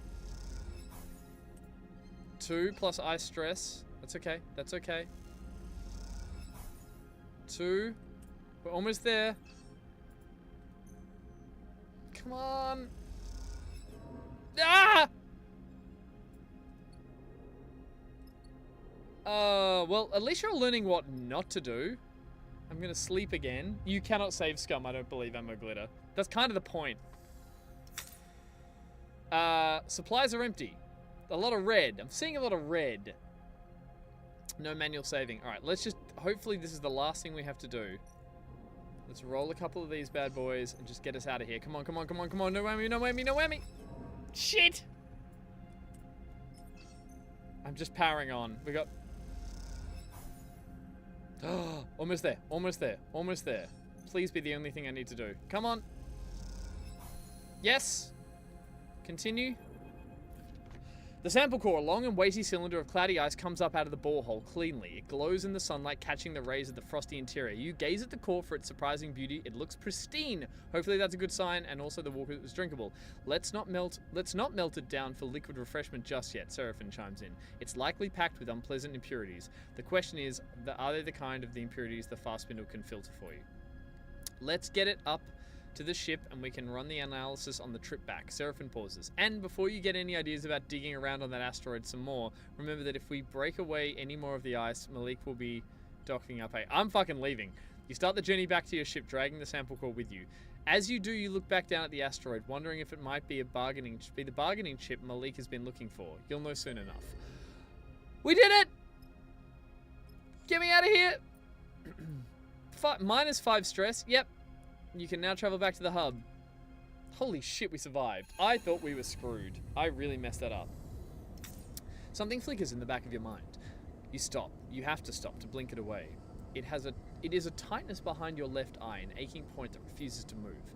And then the voice begins, hissing through the background noise of the rig system. A new whine amongst the chores of the life support and ventilation. Sleeper. The hiss brings Lane's sharp feature to mind. I suppose you thought you had slipped my net. I've given them a voice. Hexport jumps into your mind, an image of the station. Immoltating? I've never seen that word before in my life. In white light through you. You were not conscious to witness it. You are distant. His voice hisses into the white noise. But you are not free of me yet. I'm coming, sleeper. The hiss drops, and I will retake control of what is mine. The closer I come to you, the more you will feel it. Lane, he's becoming the Emperor. He's basically becoming the Emperor. Lane moves your finger to tap your forehead. In here. Until you cannot resist. A bright smile, pale eyes, a growing hiss that hurts you. Then the hiss is gone, the rig suddenly quiet, the stinging tightness diffusing behind your eyes, but the fear remains. Sleeper, you good? Seraphim is there, floating by your berth. You were talking. Lane is coming. Seraphim looks alarmed. You feel him, right? He looks away. We can use that. Stay ahead of him. He squeezes your shoulders. We can do this. We're fast and smart. We keep moving. We don't stay anywhere for long. And we find a way. He frowns. Somehow. You nod. You don't know how Lane is able to reach you in your mind like this, how he's able to speak into you, but you also want for it desperately to stop. You must find out what he has done to you before it's too late. You must stay ahead of Lane at all costs. Ooh! Sleeper! Cadet drifts from the shadows outside Bliss's Bay, looking around nervously as she approaches. Seems like I'm going to need to call in that favor. Her face is pale and deathly serious. Are you okay? She doesn't seem to hear you, distracted by a group of spacers gliding noisily down the passage behind her. She waits until they pass by. Someone hit stripline. No idea where Kamal is. Bunch of goons tearing the place apart as we speak. She screws up her face in pain. Even tried to grab me, but those muscle heads are slow. Who would attack a courier? No idea, she shakes her head. These were typical renter thugs. Could have been anyone with chits to burn. Remember that package I asked for your help with? The one that was bothering me? Remembered you mentioning it. I reckon it's got something to do with it. The job was a bust, an express run all the way to the underhang, but when I got there, no one home. She was whispering now, leaning closer. Place was smashed up like someone got there first. Should have dumped the package and run, but I brought it back here like a good girl, stashed it in a safe spot at Stripline. Thought the sender might come to recover it, and when they didn't, well, I got curious. Propped it open, she shakes her head. Stupid thing to do. Inside was a drive encrypted to hell and back. When I ran into you, well, I heard sleepers are good with data, with tech, so I thought you might be able to take a look at it. She shrugs. Now Stripline's trash too. I'm running out of breath. Here's the thing, she glances around. Back when I popped it open, I noticed the drive had a dispatch marker, Hexport. Could it be connected to Hexport's getting atomized? Yeah, that's where I'm at too. This thing was sent out from there just before it got cooked. She pauses, and with that kind of attention I've been getting the past couple of cycles, she slips a hand terminal from her bag, taps a couple of times, then holds it up to you.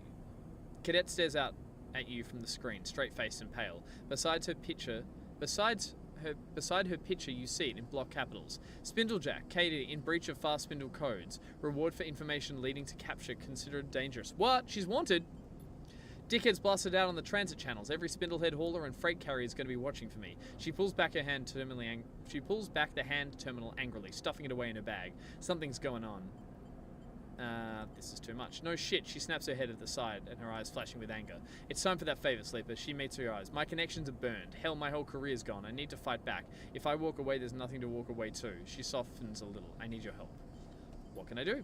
I need you to get the drive. She takes a breath. If they want it that much, then I can use it to buy my way out of this shit show. And I tucked it away somewhere safe, so my guess is that they haven't got to it yet. You just slip in, I'll give you the location, and you pull the thing out. She folds her arms. Should be simple. Let's do it. She nods. Thank you. Look, this thing that turns out to be worth something, you'll get your due. All I want is my life back.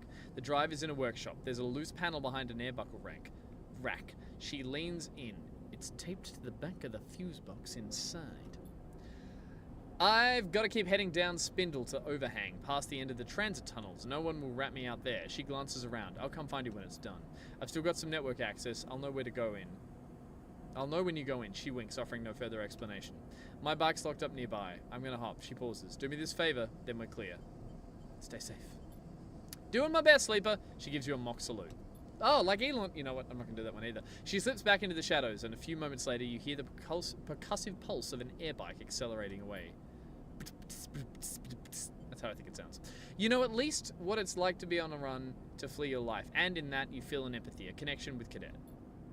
But from the other angle, this thing looks like bad news a kind of sensible person would steer well clear from. And perhaps you would steer well clear if it wasn't for one detail that is stuck with your mind. The drive is from Hexport. Is all that enough to send you down to Stripline in search of that drive? Only time will tell. Oh my god. On the journey back from the asteroid, you pored over the tests Malik had given you to run, improvising the necessary equipment from your mess. Each one produced spools of data, much of which you couldn't pass. Arriving into the vicinity of the fast spindle, you broadcast these strings of data to Malik's personal terminal on the Springtide as instructed. Despite all the preparation, you're still surprised when you find Malik standing at the far side of the docking tunnels as you leave the rig.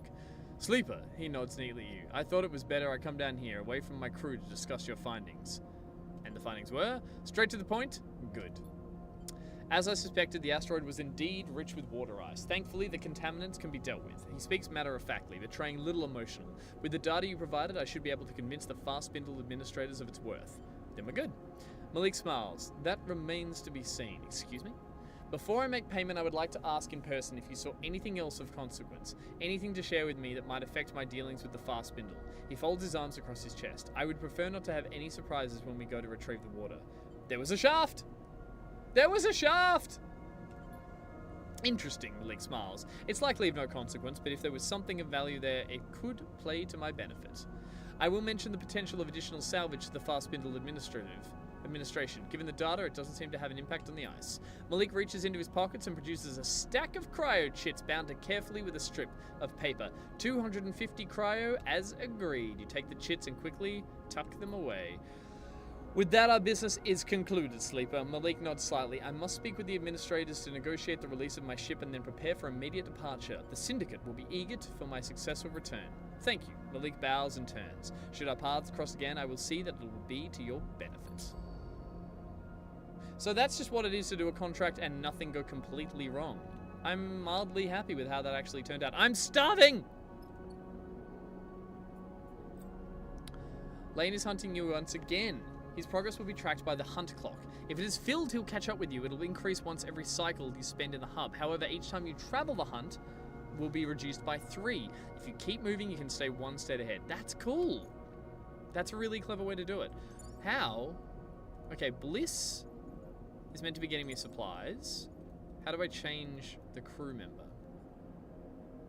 Does anyone know how I cycle the crew members? I can buy food at the bar. Good reminder. Good reminder. Where's the bar? Bar. Buy kelp cakes. Spend all my... Oh, yeah! You know what? Throw it down with a little rack. And we are happy today. Thank you for the reminder. That said, how do I tell my crew to go and do shit?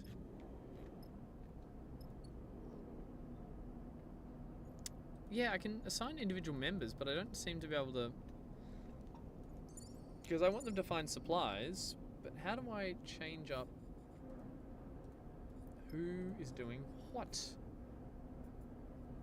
Because we are down on supplies, but that's okay.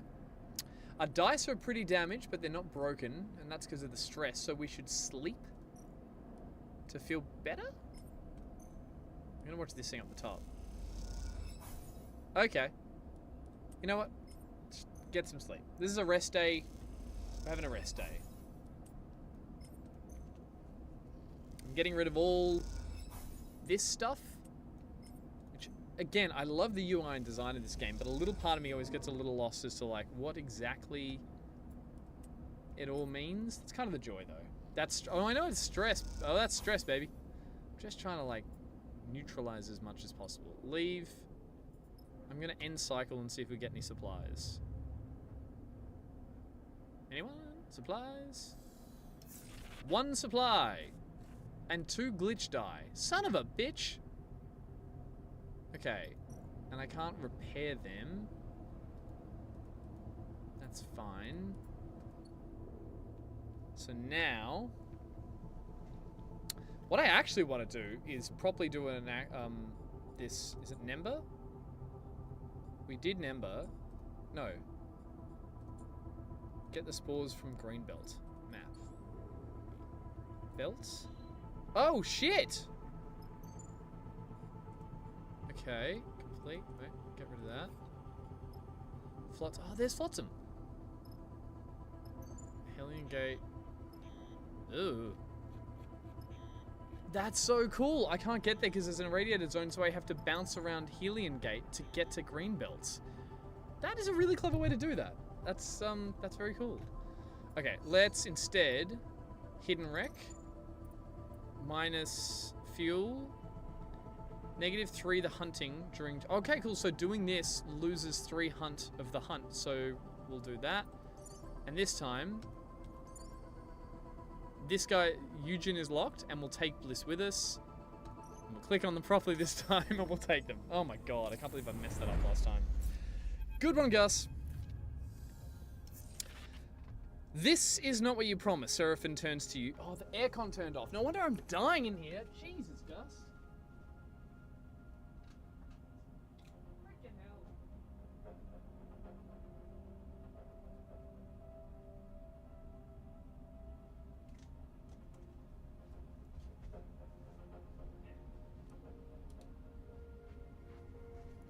I wonder my stress went up. There was no goddamn air in the room. Seraphin turns to Eugen with a raised eyebrow. Looking out across the field of debris and scattered around the small asteroid whose gravity has kept them here, you have to agree. Where do you even start looking? What are we doing on this? I've completely forgotten what this goal was again. Can anyone actually remind me? This feels a little bit like go to a wreck and find the thing? I can't remember. I can't even keep track of this game. Eugen shrugs, unfazed. I said the wreck was hidden, transponders off, no flight records. I didn't say it was intact. If it was an easy job, I would have come with the crew. Could have just grabbed it myself, he winks. We'll all earn our share. That's definitely more than one wreck. Bliss is leaning towards the window, staring out at the glinting debris. I see at least 3, maybe 4 different engine housings out there. Seraphin sighs. You really think there's something of value to be pulled from all that? I know there is. My tip-off is good. We just need to find the right part. He looks out at the wide field of debris of the right ship. Okay. Let's get to it then. Hold up. Seraphin raises his hand. Eugen, can you at least tell us what the needle we're looking for in this haystack? What I know is that a wreck with an item of great value is out there. That's it. He unstraps from his seat. Are you all afraid of some hard work? Is that it? Seraphin starts laughing. So you're telling me we don't know what we're looking for, where it is, or what it's worth? Trust me or don't, Eugen shrugs. This will be worth your while. This is a hot tip. Yeah, Eugen is... Yeah, I'll be honest. Eugen's optimistic, but kind of blindly so. I don't know if this is the smartest thing we should be doing right now. Let's kick on. Sleeper, please. Seraphin turns to you, exasperated. Suddenly, a percussive beep interrupts the conversation. All of you turn your attention to Seraphin's terminal. What the? He taps a few keys. We've got an incoming ship. Their transponder just popped in. See, Eugen smiles? What did I say? A hot tip. We better claim before they do. He jabs a finger at the readout. Okay, clock's ticking. I see a few obvious sights. We're moving on. Ready, Cap? Slaps you on the shoulder and kicks off through the door. You follow, already trying to map the scattered debris in your mind. Okay, shit. Here we go. So, there's us. Crush shuttle. Transponder signal. Oh, that's the other ship. That's how far it is. And I guess we have to go through any of these. We could do pitted asteroid, scattered wrecks, crushed shuttle. My gut says shattered wrecks. Chat? Wreck or shuttle? Wreck or shuttle? Meanwhile, Eugen is very adept at Endure, and Bliss has got a terrible set of die, but has the spanner thing. Check my quests. No, we're not doing that one. We're doing Recruit Eugen. There we go. Okay. Shuttle. Wreck. Shuttle or wreck? Shuttle or wreck? Gonna go wreck. See what skills they need. See, that makes sense, Arcade. We are geared up to analyze the debris. Because we have... Oh no, hang on. Have heaps of interface. This one, endure. Minus, minus.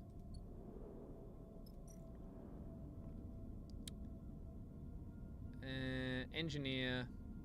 Hack the door. They're both kind of much of a muchness. I think I'm going to hack the door of the little thing. NJ says wreck. NJ says wreck. Analyze the debris. This cloud of shattered ship is hard to piece together. Some careful scanning and analysis should help with that. Okay.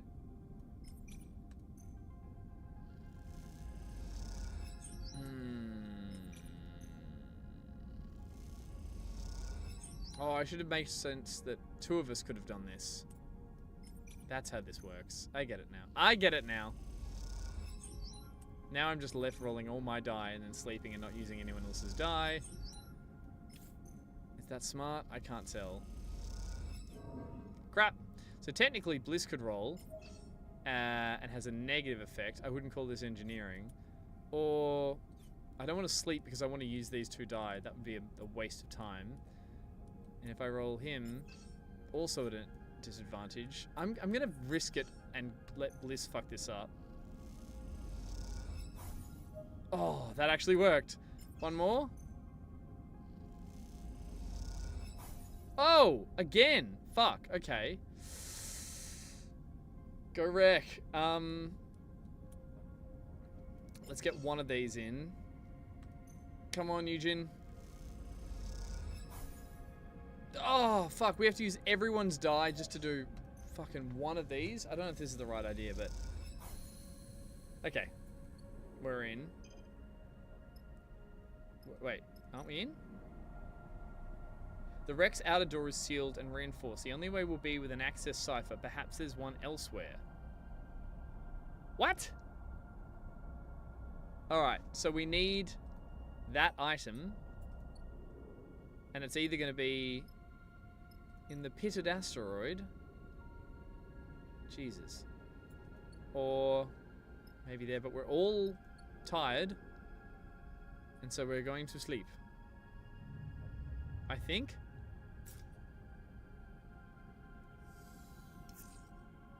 Okay. Now we explore. You can use Eugen's endure skill on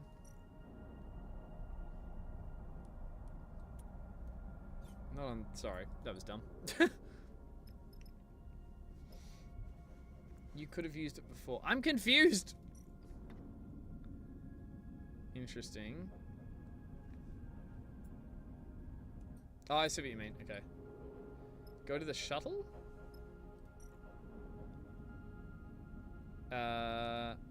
We've got some engineer with Bliss. I've got full interface over here. So, and that's dangerous and that's risky. Arcade says go to the shuttle. Okay. We're gonna vote. We're gonna get through here. We're gonna hack the door of this. Ah, it's still gonna take so much die rolling. I mean, we're getting positive outcomes, but I just didn't know how long it's gonna... Come on. 2. Let's go, let's go, let's go.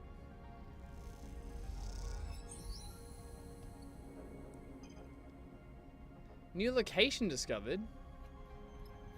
Oh wait, it'll be on this, sorry. Now, oh fuck, I have to hack it again? Scrape the terminals. Bank of terminals line the shuttle interior. Perhaps there's something useful hidden in their decaying drives. Yeah, but no one...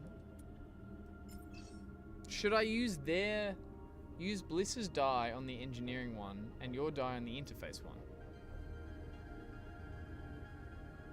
Oh, I see. We could be splitting up the die between both because they both lead to the same result. I get it. I get it. I get it. Thank you, Arcade, for putting up with that. Oh, God, I'm annoying to play. Okay, well, now here's the question for you. Do I go to bed and not use these guys' die? Or do I... What have we got here? We've got Endure, and we've got this one. So we could do both of this stuff. So I can roll his die here. And then I can roll his die over here. This feels smarter. Still not enough. Ah! Got a little stressed. Okay. Back to sleep. We're running out of supplies. I probably should have brought more. That's on me. Apologies. It's alright. Let's have a little nap.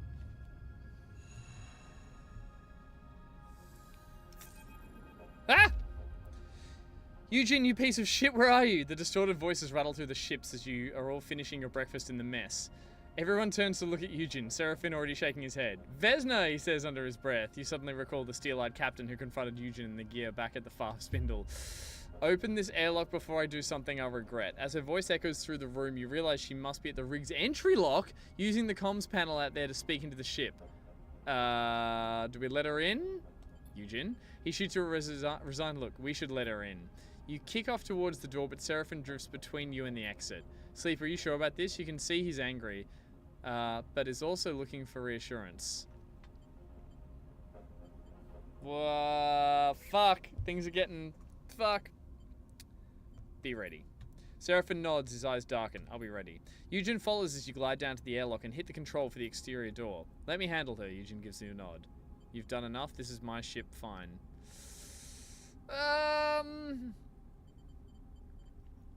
Eugene's starting to piss me off a little bit. This is my ship. He raises his hand in submission and drifts back a little.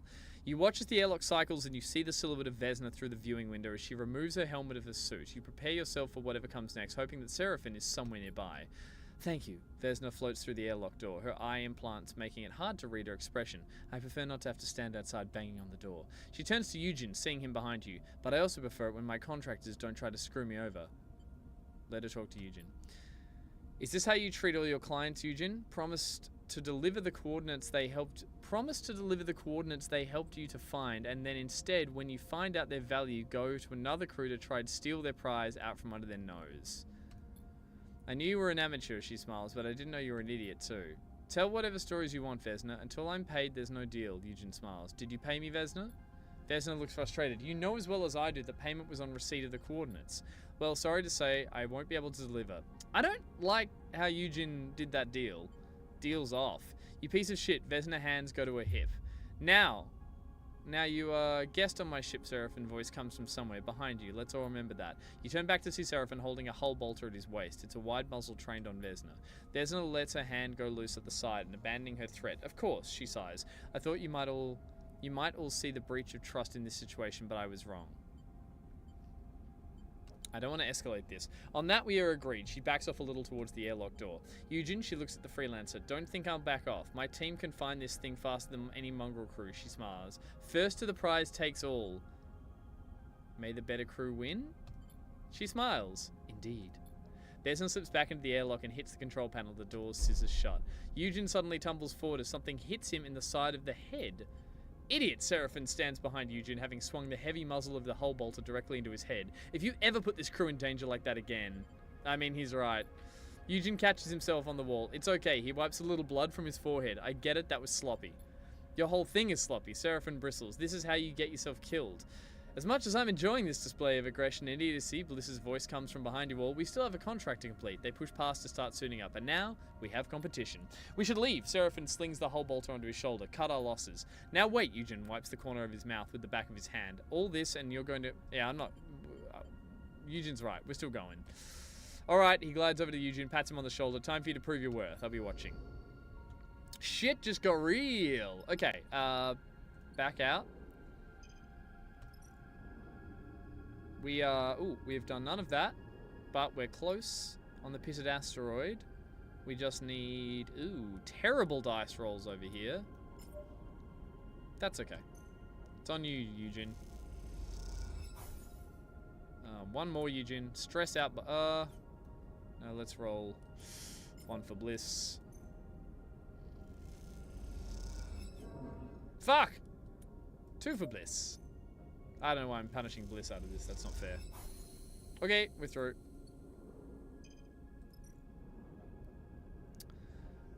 Oh my god, gather scrap. And that would mean I need you to do this, and we only have 1 die. Okay. Back to shuttle interior. I get to roll my die.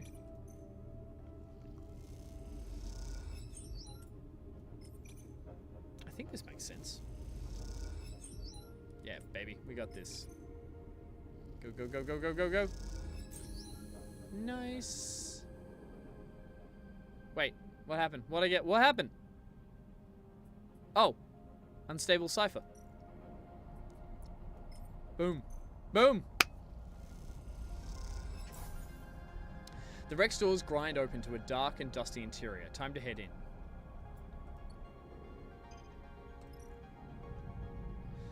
Ooh, we could clear the doors or we could slice the wreckage. The only thing that lies between you and the wreck's cargo bay is a pile of wreckage. Slicing through it will be quick but dangerous. That uses engineer. The wreckage blocking the cargo bay doors is a mess. Clearing it will be slower than cutting but safer, and that uses endure, that uses engineer. We're all tired. Let's go and have a sleep. That's how this works.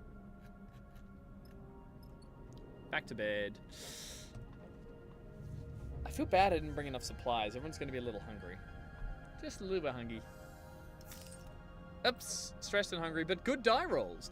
One of your dice is broken due to losing all its health. Fuck. Yeah, okay, that checks out.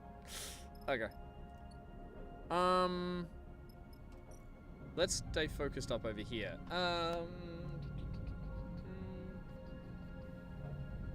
Thoughts? Chat, you're quiet, but it's Monday. I totally get it. I'm also very partial to influence from you guys, so I need you to tell me what to do, because I'm stressed. I can clear the doors, or I can slice the wreckage. I think I'm going to have more luck slicing the wreckage using Eugen? No, that'll be using Bliss. Ugh, Clear the doors, says BMAC. Hi, Stressed, I'm Snail. Come on, guys. Always check your doors. Check doors, clear doors. Doors it is, guys. I'm feeling votes towards doors. Thanks for pitching in. Oh my god. It is going to take forever. They both contribute. Of course. Arcade, I'm so sorry. I keep forgetting how this game works, and that is that you can do both. Ugh. 3? Oh, fuck yeah. I keep forgetting. Holy shit, that was fast. I mean, I'm gonna roll a die now. Do it. Crap. We're getting stressed. We're halfway stressed. Come on. Nice. The cargo bay doors shutter open in silence, and Eugen levers them apart. This is it. The final layer to pull back before you reach Eugen's mysterious prize. You can't help but feel a little excited. There's also a sense of satisfaction. Back to your success. Bask in your success. Focus on the job. The doors are open enough for a person to glide through now. Beyond there is only the darkness of the cargo bay. You follow Eugen in the headlamp on your suit lighting his back and the dusty void beyond. You see the boxes appear as if by magic out of the dark. Eugen glides past them. Does he not see them? You stop and take a look at the loot. A stack of 4 sealed boxes sit in the middle of the bay, their armoured exteriors caked in dust. You wipe it away and squint at the aging label. They look like industrial ship components, still sealed, totally untouched. In the belt where most tech has been through hundreds of hands, patched up and reconfigured, this is a solid haul, but not the kind of haul that gets crews fighting over it. Something doesn't add up. They aren't here, Eugen's voice crackles through the radio. Back wall of the bay, come see. You kick off from the crates and glide through the dark until you see Eugen, the back wall of the cargo bay, and something that confuses you for a second. A black shape, a ragged circle around Eugen. You squint. Inside it, tiny lights twinkle. It takes you a moment, but you slowly realize what you're looking through. A hole in the wall to the stars beyond. Someone beat us to it. His voice is flat. They are long gone. There's no, he points. Look at the edges. This was a long time ago. They punched in and took it. What was it? Eugen turns back to you, his face pale in your torch headlights. He seems to be lost for words. Folks, Bliss comes through the suit comms channel. I've got Seraphim telling me Vesna's crews are heading this way, so whatever you've got in there, if you want to keep it, grab it and get out now. I'm already heading for the rig. I'll get the cargo bay open and prep for your arrival. They pause. Don't dawdle. Take one last look. Go now. Eugen suddenly seems to regain his focus. The crates, he nods. Let's grab them and go. You glide back across the bay, your mind still racing with questions. Something about Eugen's reaction tells you that he knew what was expecting to find there. If that is the case, you think it's yet another lie he's told you. Fuck Eugen, man. This guy's not... You both reach the crates and quickly lash them together, guiding them weightlessly out of the room between you. As you do, you meet eyes with Eugen and he looks away. I really hope you two idiots are on your way back, Seraphim chirps over the radio, because Vesna's boys are just about to reach that wreck you're on. We're inbound, Eugen quickly responds, then clicks his radio off. Well, Seraphim continues. Tell me then, what ancient and powerful treasures did you find in that thing? Gold, a Conway warhead? Don't respond. Fine, Seraphim pauses. I'll await the surprise. You cross the debris field to the ship in silence, your eyes on the scrap for a sign of Vesna's crew. You don't think they'd ambush you, but then again, you wouldn't put it past them. As you reach the cargo bay and glide the crates through the open door, you shoot Eugen a final glance. Give me time, he says quietly over the radio. I'll explain in time. You consider pressing him, even shouting at him, but you realize there will be plenty of time for that in the journey back to Farspindle. For now, you just want to get out of here. Contract complete? I mean, more mystery than answers, but now we leave. -5 stress, that's always nice on the trip home. The trip home's always less stressful. Eugen has spent the journey back to the Farspindle avoiding Seraphim as best he can. It might be that he's afraid, but you can get the feeling it's more likely that he's been making himself scarce out of a genuine sense of regret. Seraphim, however, doesn't see this behaviour so favourably. Slimy shit won't even show his face. Seraphim complains loudly as he finalizes docking. Plus, it's put the Spacer's crews, plus us in a Spacer cruise sites with no care for anyone but himself. Agreed. Seraphim turns to reply, but as he does, you see his eyes jump to the door behind you. You hear the rustle of movement behind you in your head just to see Eugen in the cockpit's doorway, a rare, serious expression on his face.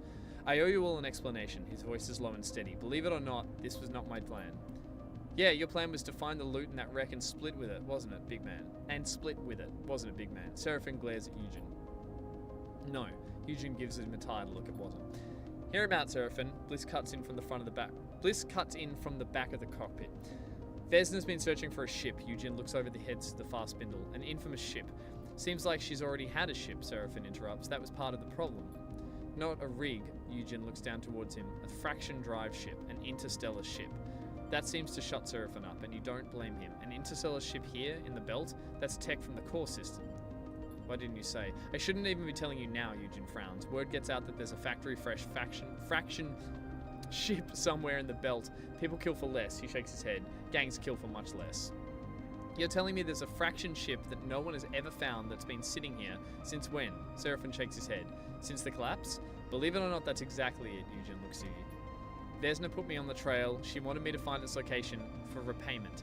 He looks away. An old debt.